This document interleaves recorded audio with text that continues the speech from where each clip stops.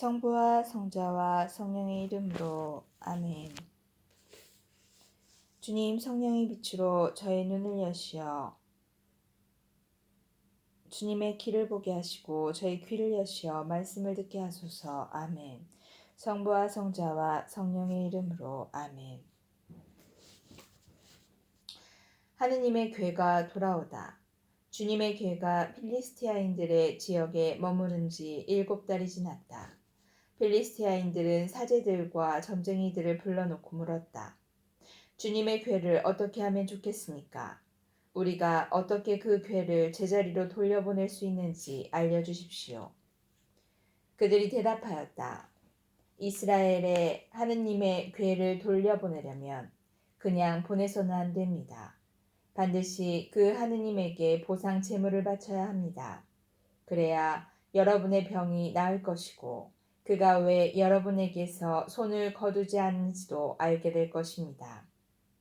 그러면 그 하느님에게 무엇을 보상 제물로 바쳐야 합니까? 하고 필리스티아인들이 묻자 그들이 이렇게 일러주었다. 필리스티아인들의 통치자들 수만큼 금으로 종기 5개와 쥐 5마리를 만들어 함께 보내십시오.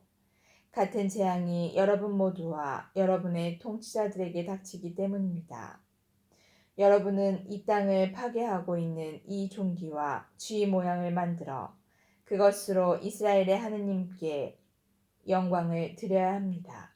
그러면 아마도 그가 여러분에게서 그리고 여러분의 신들과 땅에서 자기 손을 거둘 것입니다. 왜 여러분은 파라오와 이집트인들처럼 고집을 부리려 합니까? 그가 이집트인들을 거칠게 다룬 다음에야 이집트인들이 이스라엘을 떠나게 하지 않았습니까? 그러니 이제 새 수레 하나를 마련하여 멍에를 메어 본 적이 없는 어미소 2마리를 끌어다가 그 수레에 묶고 새끼들은 어미에게서 떼어 집으로 돌려보내십시오. 그런 다음 주님의 괴를 가져다가 그 수레에 싣고 그에게 보상제물로 바칠 금으로 만든 물건들을 상자에 담아 그 곁에 놓으십시오. 그렇게 그것을 떠나보내고 나서 지켜보십시오. 만일 수레가 제 고장이 난 길을 따라 벳세메스로 올라가면 그가 우리에게 이 큰 재앙을 내린 것이 되고 그렇지 않으면 그의 손이 우리를 친 것이 아니라 재앙이 우리에게 우연히 닥쳤다는 것을 알게 될 것입니다. 사람들은 그대로 하였다. 그들은 어미소 2마리를 끌어다가 수레에 묶고 새끼들은 우리에 가두었다. 수레는 주님의 괴를 싣고 금으로 만든 쥐와 종기 모양의 물건들을 담은 상자도 실었다. 그러자 소들은 벳세메스 쪽으로 난 길을 따라 곧장 걸어갔다. 소들은 울음소리를 내면서 한 길만을 따라갔는데 오른쪽으로도 왼쪽으로도 벗어나지 않았다. 필리스티아인들의 통치자들은 그 뒤를 따라 벳세메스 경계까지 갔다. 그때 벳세메스인들은 골짜기에서 밀을 거두어 들이다가 눈을 들어 괴를 보고는 기뻐하며 나가 맞았다. 수레는 벳세메스 사람 여호수아의 밭에 와서 멈추었는데 거기에는 커다란 바위가 하나 있었다. 그들은 수레를 부수어 장작을 만들고 그 소들을 주님께 번제물로 바쳤다. 레위인들이 주님의 괴와 금으로 만든 물건들이 든 상자를 내려 그 큰 바위 위에 놓자 그날 벳세메스 사람들은 주님께 번제물을 바치고 다른 제물도 바쳤다. 필리스티아인들의 5 통치자들은 이것을 보고 그날 에크론으로 돌아갔다. 필리스티아인들이 보상 제물로 주님께 바친 금으로 만든 종기들은 아스돈 몫으로 하나, 가자 몫으로 하나, 아스클론 몫으로 하나, 감 몫으로 하나, 에크론 몫으로 하나였다.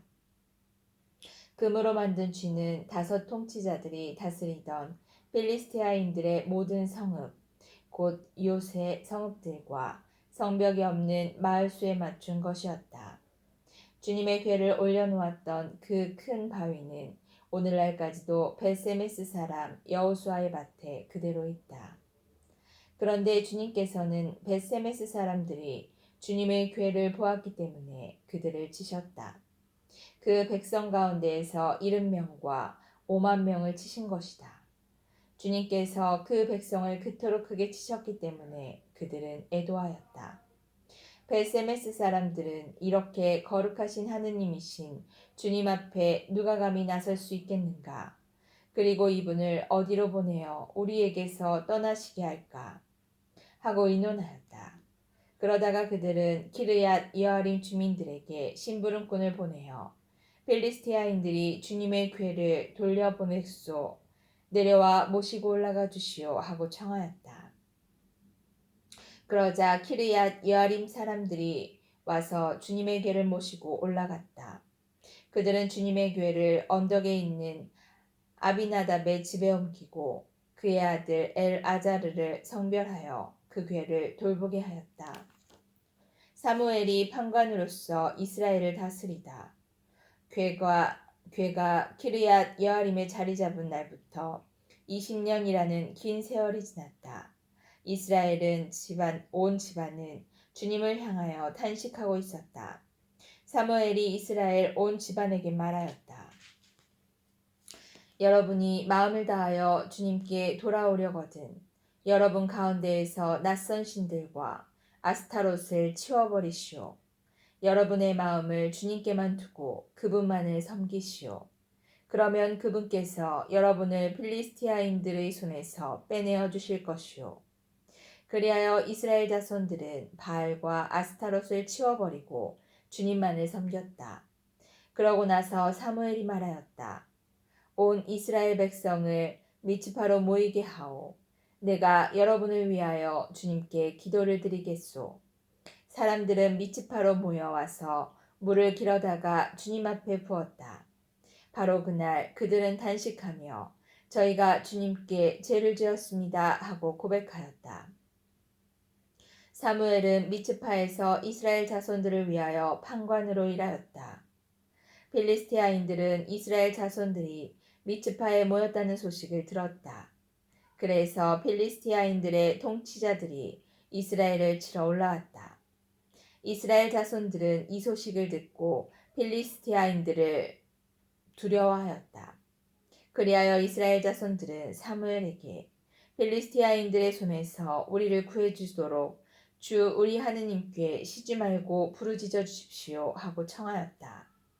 사무엘이 젖먹이 어린 양 한 마리를 끌어다가 주님께 온전한 번제물로 바치면서 이스라엘을 위하여 주님께 부르짖자 주님께서 그에게 응답하여 주셨다. 사무엘이 아직 번제물을 바치고 있을 때 필리스티아인들이 이스라엘과 싸우려고 다가왔다. 그날 주님께서 필리스티아인들을 위해 큰 소리로 천둥을 울리시어 그들을 혼란에 빠뜨리자 그들은 이스라엘 앞에서 패배하였다. 이스라엘 사람들은 미츠파에서 나와 벳카르 아래까지 쫓아가며 필리스티아인들을 쳤다. 사무엘은 돌 하나 가져다가 미츠파와 센 사이에 세우고 주님께서 여기에 이르기까지 우리를 도우셨다 하며 그 돌의 이름을 에벤 에제르라 하였다. 필리스티아인들은 이렇게 꺾이고 나서 다시는 이스라엘 영토를 들어오지 않았다. 사무엘이 살아있는 동안에는 주님의 손이 필리스티아인들을 억누르셨던 것이다. 에크론에서 갓에 이르기까지 필리스티아인들이 이스라엘에게서 빼앗은 성읍들이 이스라엘에 되돌아왔다. 이스라엘은 거기에 딸린 지역들도 필리스티아인들의 손에서 빼내었다. 그리고 이스라엘과 아모리족도 평화롭게 지내게 되었다. 사무엘은 살아있는 동안 내내 이스라엘을 위하여 판관으로 일하였다. 그는 해마다 베텔과 길갈과 미츠파를 돌며 그 모든 곳에서 이스라엘을 위하여 판관으로 일하였다.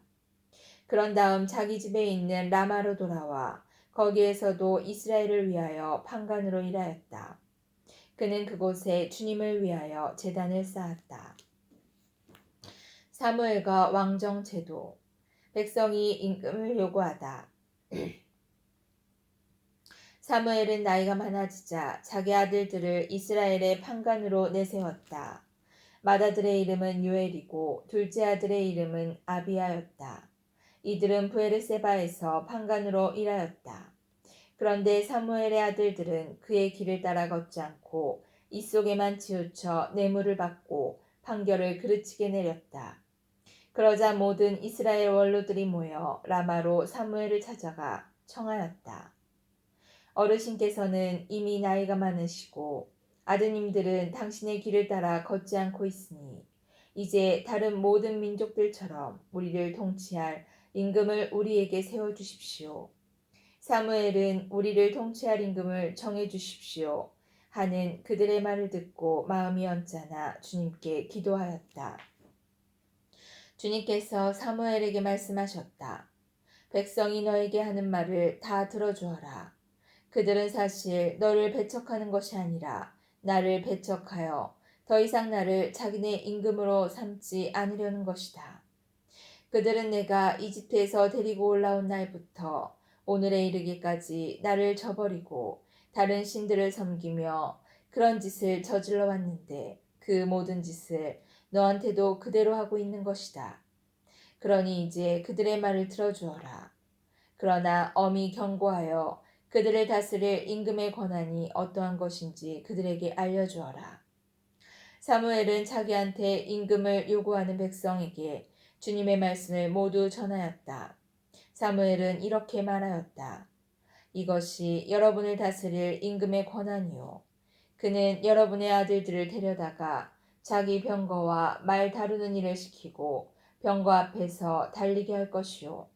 1000인 대장이나 50인 대장으로 삼기도 하고 그의 밭을 갈고 수확하게 할 것이며 무기와 병거의 장비를 만들게도 할 것이요.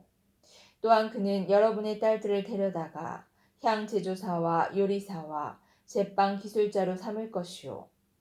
그는 여러분의 가장 좋은 밭과 포도원과 올리브밭을 빼앗아 자기 신하들에게 주고 여러분의 곡식과 포도밭에서도 11조를 거두어 자기 내시들과 신하들에게 줄 것이요. 여러분의 남종과 여종과 가장 뛰어난 젊은이들 그리고 여러분의 나귀들을 끌어다가 자기 일을 시킬 것이요. 여러분의 양떼에서도 11조를 거두어 갈 것이며 여러분마저 그의 종이 될 것이요. 그제야 여러분은 스스로 뽑은 임금 때문에 울부짖겠지만 그때 주님께서는 응답하지 않으실 것이요. 그러나 백성은 사무엘의 말을 듣기를 마다하며 말하였다. 상관없습니다. 우리에게는 임금이 꼭 있어야 하겠습니다.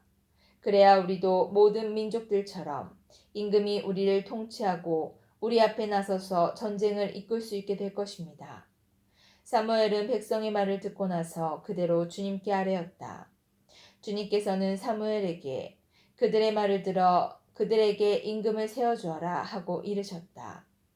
그래서 사무엘은 이스라엘 사람들에게 저마다 자기 성읍으로 돌아가시오 하고 일렀다. 사울이 사무엘을 만나다. 베냐민 지파에 한 사람이 있었는데 그의 이름은 키스였다. 그는 아비엘의 아들이고 츠로르의 손자이며 부코랏의 증손이고 아피아의 현손이었다. 그는 베냐민 사람으로서 힘센 용사였다. 그에게는 아들이 하나 있었다. 이름은 사울인데 잘생긴 젊은이였다.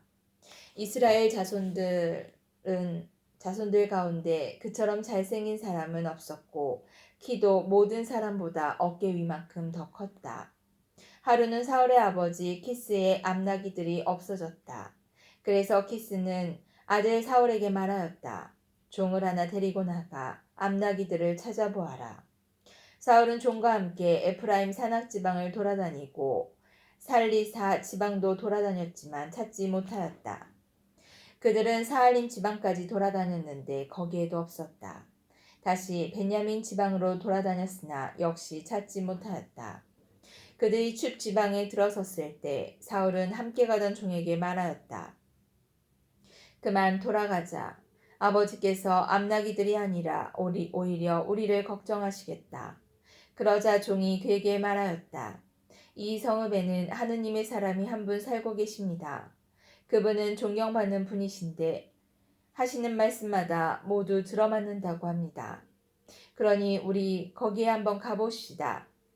혹시 그분이 우리에게 가야 할 길을 일러주실지도 모릅니다. 그러자 사울이 종에게 말하였다. 그런데 간다면 그분에게 무엇을 가지고 가야겠느냐? 자루에는 빵도 떨어지고 그 하느님의 사람에게 갖다 드릴 예물이 하나도 없구나. 우리에게 뭐 남은 것이 없느냐? 종이 다시 사울에게 대답하였다. 여기 저에게 은 4분의 1 세켈이 있습니다. 이것을 하느님의 사람에게 드리면 그분이 우리에게 갈 길을 일러주실 것입니다. 옛날 이스라엘에서 하느님께 문의하러 가는 사람은 선견자에게 가보자고 하였다. 오늘날의 예언자를 옛날에는 선견자라고 하였던 것이다. 그러자 사울은 종에게 내 말이 옳다. 어서 가자 하며 하느님의 사람이 있는 성읍으로 갔다. 그들은 그 성읍으로 난 오르막길을 가다가 물을 기르러 나오는 처녀들을 만나 이곳에 선견자가 계시지요? 하고 물었다. 처녀들이 그들에게 대답하였다. 지금 그분이 저 앞에 가십니다. 어서 서두르십시오. 그분은 오늘 산당에서 백성을 위한 제사가 있어 이 성읍에 오셨습니다. 두 분이 성읍으로 들어가시면 그분이 식사하러 산당으로 올라가시기 전에 만나실 수 있을 것입니다. 백성은 먹지 않고 그분이 오시기를 기다립니다. 그분이 제물에 축복하신 다음에야 초대받은 이들이 먹을 수 있기 때문입니다. 지금 올라가시면 곧 그분을 만나실 것입니다. 그들은 성읍으로 올라갔다. 성읍 안으로 막 들어서려는데 마침 사무엘이 산당으로 올라가려고 나오다가 그들과 마주쳤다. 사울이 오기 하루 전에 주님께서는 사무엘의 귀를 열어주시며 말씀하셨다. 내일 이맘때에 베냐민 땅에서 온 사람을 너에게 보낼 터이니 그에게 기름을 부어 내 백성 이스라엘의 영도자로 세워라. 그가 내 백성을 필리스티아인들의 손에서 구해낼 것이다. 나는 내 백성이 고생하는 것을 보았고 그들이 울부짖는 소리를 들었다. 사무엘이 사울을 보는 순간 주님께서 사무엘에게 말씀하셨다. 이 사람이 내가 너에게 말한 바로 그 사람이다. 이 사람이 내 백성을 다스릴 것이다. 사울이 성문 안에서 사무엘에게 다가가 물었다. 선견자의 댁이 어디인지 알려주십시오. 사무엘이 사울에게 대답하였다. 내가 그 선견자요. 앞장서서 산당으로 올라가시오. 두 분은 오늘 나와 함께 음식을 들고 내일 아침에 가시오. 그때 당신이 마음에 두고 있는 일도 다 일러주겠소. 당신이 사흘 전에 잃어버린 암나귀들은 이미 찾았으니 더 이상 그 일로 마음을 쓰지 마시오. 지금 이스라엘의 모든 기대가 누구에게 걸려 있는지 아시오? 바로 그대와 그대의 집안에 걸려 있소. 사울이 대답하였다. 그렇지만 저는 이스라엘의 지파 가운데에서도 가장 작은 베냐민 지파 사람이 아닙니까? 그리고 저의 가문은 베냐민 지파의 시족들 가운데서도 가장 보잘것이 없습니다. 그런데 어찌하여 저에게 그런 말씀을 하십니까? 사무엘은 사울과 그의 종을 데리고 큰 방으로 들어가 초대받은 이들 맨 윗자리에 앉혔다. 손님들은 30명쯤 되었다. 사무엘이 요리사에게 일렀다.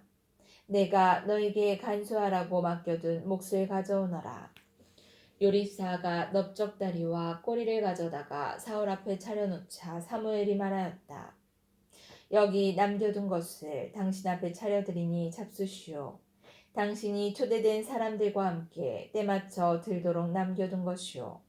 이렇게 그날 사울은 사무엘과 함께 음식을 먹었다. 그들이 산당에서 성읍으로 내려온 다음 사무엘은 사울과 함께 옥상에서 이야기를 나누었다. 사무엘이 사울을 임금으로 세우다. 그들은 일찍 일어났다. 동틀 무렵 사무엘이 옥상에 대고 사울을 부르면서 일어나시오. 내가 당신을 바래다 주겠소 하자 사울이 일어났다. 그리고 사울과 사무엘은 둘이서 밖으로 나갔다. 그들이 성읍 끝까지 내려갔을 때 사무엘이 사울에게 말하였다. 종더러 우리보다 앞서가라고 이르시오. 종이 앞서가고 나면 당신은 잠시 서 계시오. 내가 하느님의 말씀을 들려주겠소. 성부와 성자와 성령의 이름으로 아멘. 주님, 저희가 성경을 생명의 말씀으로 믿고 기도하며 살고 선포하게 하시어 언제나 성령 안에서 평화와 기쁨을 누리게 하소서. 아멘. 성부와 성자와 성령의 이름으로 아멘.